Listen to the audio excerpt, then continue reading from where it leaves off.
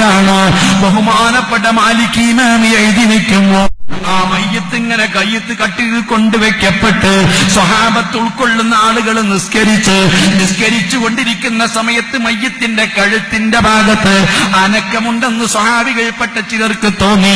നിസ്കാരം കഴിഞ്ഞ സമയത്ത് പലരും പറഞ്ഞു, അല്ലാഹ്, ഈ മയ്യത്തിന്റെ മരണത്തിൽ ഞങ്ങൾക്ക് ദുരൂഹതയുണ്ട്, ഇതൊന്ന് അഴിച്ചേ പറ്റൂ.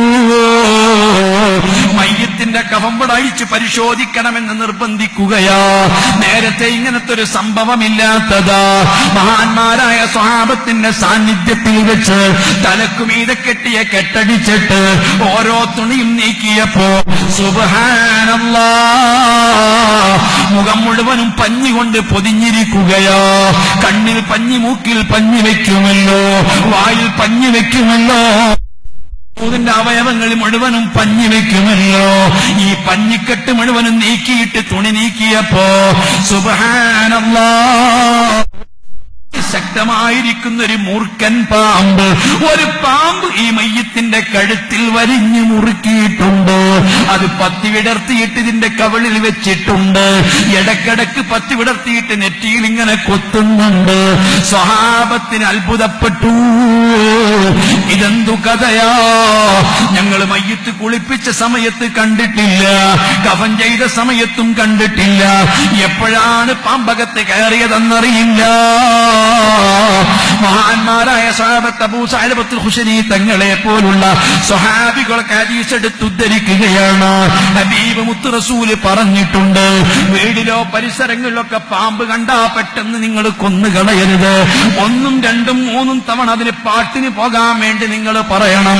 ബഹുമാനപ്പെട്ട നൂഹ് നബിയുമായിട്ടുള്ള കരാറ് കൊണ്ട് സുലൈമാൻ നബി നമ്മളുള്ള കണ്ടീഷൻ അനുസരിച്ച് ഞങ്ങളെ ഉപദ്രവിക്കാതെ നീ വിട്ടു നിൽക്കണമെന്ന് പറയണം. 1, 2, 3 തവണ പറഞ്ഞിട്ട് പോകുന്നില്ലെങ്കിൽ കൊന്നുകളയണം. ബഹുമാനപ്പെട്ട സ്വഹാബത്ത് പറഞ്ഞിട്ട് പാമ്പിന് കൂസലില്ല.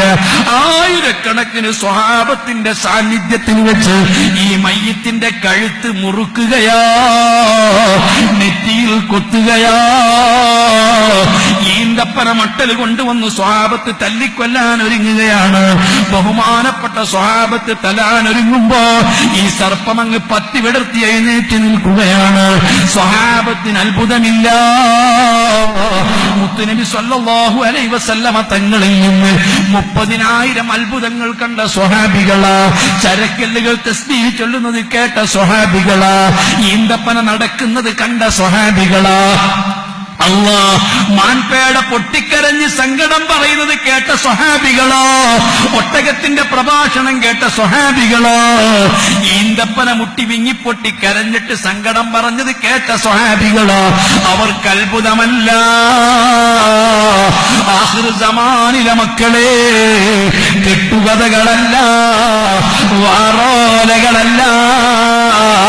ബഹുമാനപ്പെട്ട മാലിക് ഇമാം എഴുതുകയാണ്, ആ സർപ്പം എഴുന്നേറ്റ് പറഞ്ഞതെന്താണ്? അല്ലാ, ഹബീബ് മരിച്ചിട്ട് 1 പതിറ്റാണ്ട് പോലും തികഞ്ഞില്ലല്ലോ, മറന്നുപോയോ?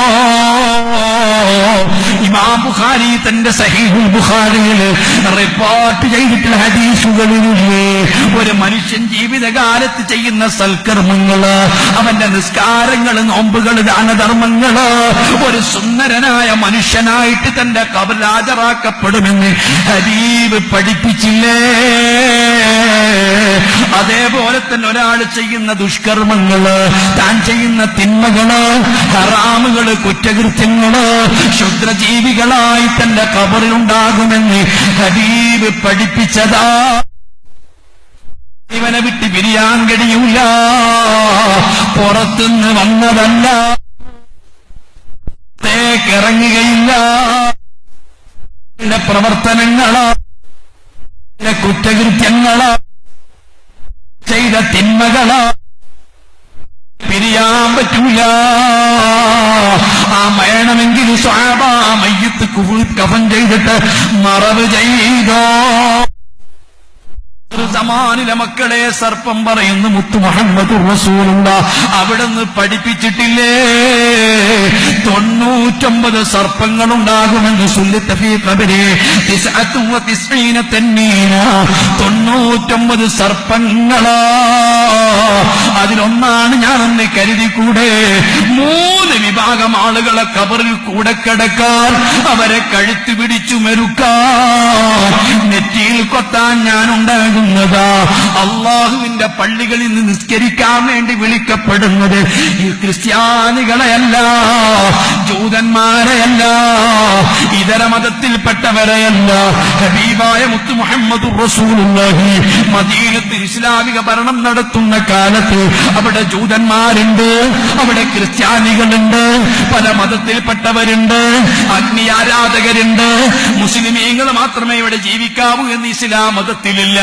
ഇസ്ലാം മതത്തിൽ ഭീകരവാദമില്ല തീവ്രവാദമില്ല നിസ്കരിക്കാത്തവര് നാട്ടിൽ നിന്നുകൂടാന്നില്ല നോമ്പെടുക്കാത്തവര് നിന്നുകൂടാന്നില്ല ഓരോരുത്തർക്കും അവനവന്റെ മതമനുസരിച്ച് പ്രവർത്തിക്കുവാനൊക്കെ മദീന എന്ന മുത്തുനബിയുടെ രാഷ്ട്രം അവിടെ സൗകര്യപ്പെടുത്തി കൊടുത്തതാ അതുകൊണ്ട് തന്നെ അന്ന് അവിടെ മദീനത്ത് പള്ളിയിൽ വാങ്ങി വിളിക്കുമ്പോ നിസ്കരിക്കാത്ത ജൂതന്മാർക്ക് പ്രശ്നങ്ങളില്ല നിസ്കരിക്കാത്ത ക്രിസ്ത്യാനികൾക്ക് പ്രശ്നങ്ങളില്ല നിസ്കരിക്കാത്ത അജ്ഞാരാധകർക്ക് പ്രശ്നങ്ങളില്ല ഇസ്ലാം അടിച്ചേൽപ്പിക്കുന്ന മതമല്ല ഓരോരുത്തർക്കും അവനവന്റെ മതവും അവനവന്റെ ആശയവും മാതൃമനുസരിച്ച് ജീവിക്കാൻ സ്വാതന്ത്ര്യം കൊടുത്തിരിക്കുന്ന മതമാ ഹബീബിന്റെ വഫാത്ത് സമയത്ത് പോലും അവിടെ ജൂതന്മാരും ക്രിസ്ത്യാനികളുമൊക്കെ മദീനയിൽ താമസിച്ചിരുന്നതാ അതേ സമയത്ത് പള്ളിയിൽ നിന്ന് വിളിക്കപ്പെടുന്നത് മുസ്ലിമീങ്ങളെയാ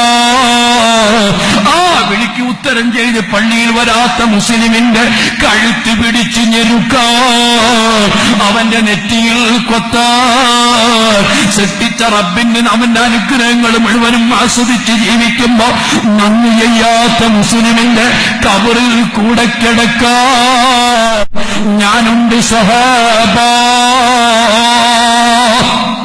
മാത്രമല്ല അള്ളാഹുവിന്റെ ഖുർആൻ ഓതിയിട്ട് റസൂലുള്ളാഹിന്റെ ഹദീസ് ഓതിയിട്ട് പടച്ച റബ്ബിന്റെ ശിക്ഷകളെ കുറിച്ച് താക്കീതുകളെ കുറിച്ച് സുവിശേഷങ്ങളെ കുറിച്ച് ബോധമുള്ള പണ്ഡിതന്മാര് ഉപദേശങ്ങൾ നൽകുമ്പോ ഞങ്ങൾക്ക് കേൾക്കേണ്ടതില്ല ഉപദേശങ്ങൾ വേണ്ട വഅദ് പറയണ്ട ഞങ്ങളെ നന്നാക്കണ്ട ഈ നിലപാടോടുകൂടി ധിക്കരിക്കുന്ന ധിക്കാരികളായ ആളുകളെ കബറിൽ കൂടെ കിടക്കാൻ അവരെ വള കഴുത്ത് പിടിച്ചു ഞെരുക്കാൻ ഞാനുണ്ട് സ്വഹാബാ വേണമെങ്കിൽ മയ്യിത്ത് കുളിപ്പിച്ച് കഫൻ ചെയ്തോ മറവ് ചെയ്തോ ഇറങ്ങാൻ കഴിയില്ല എന്നെ തല്ലാനും കൊല്ലാനും നിങ്ങൾക്ക് സാധ്യമല്ല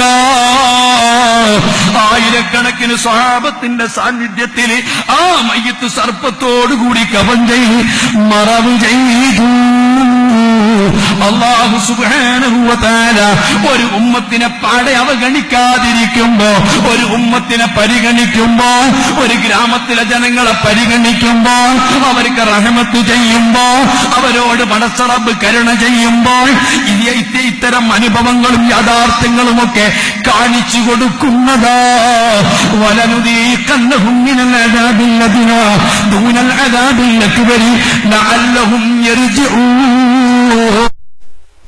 ചെറിയ ചെറിയ പനിഷ്മെന്റുകളൊക്കെ പടച്ച റബ്ബ് ആളുകൾക്ക് തിരിച്ചു വരാൻ ചിന്തിക്കുന്നവർക്ക് ചിന്തിക്കാൻ തിരുത്തുന്നവർക്ക് തിരുത്താൻ റബ്ബ് കാണിച്ചു കൊടുക്കുന്നതാണ് പാടെ റബ്ബങ്ങ് അവഗണിച്ചാൽ വലാലത്തുദ്ദേശിച്ചാൽ ഇത്തരം ദൃഷ്ടാന്തങ്ങൾ പടച്ച റബ്ബ് പിന്നീട് കാണിക്കുകയില്ല മുഹമ്മദുർ റസൂലുള്ളാഹ് ഉമ്മത്തിനെ അല്ലാഹു തആല രക്ഷപ്പെടുത്തണമെന്ന് ആഗ്രഹിക്കുമ്പോൾ ചെറിയ ചെറിയ സംഭവങ്ങൾ കാണിച്ചു കൊടുക്കും അത് പാടെ അല്ലാഹ് അവഗണിച്ചാൽ അത്തരം തിരുത്താൻ റബ്ബ് അവസരം നൽകുകയില്ല അല്ലാഹു നമ്മയൊക്കെ രക്ഷപ്പെടുത്തുമാറാവട്ടെ അല്ലാഹു നമ്മെ കബൂൽ ചെയ്യുമാറാവട്ടെ